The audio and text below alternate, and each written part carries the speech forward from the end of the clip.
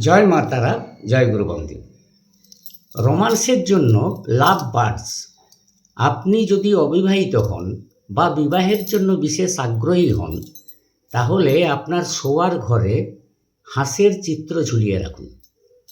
কিন্তু মনে রাখবেন, একটা বা তিনটে নয়।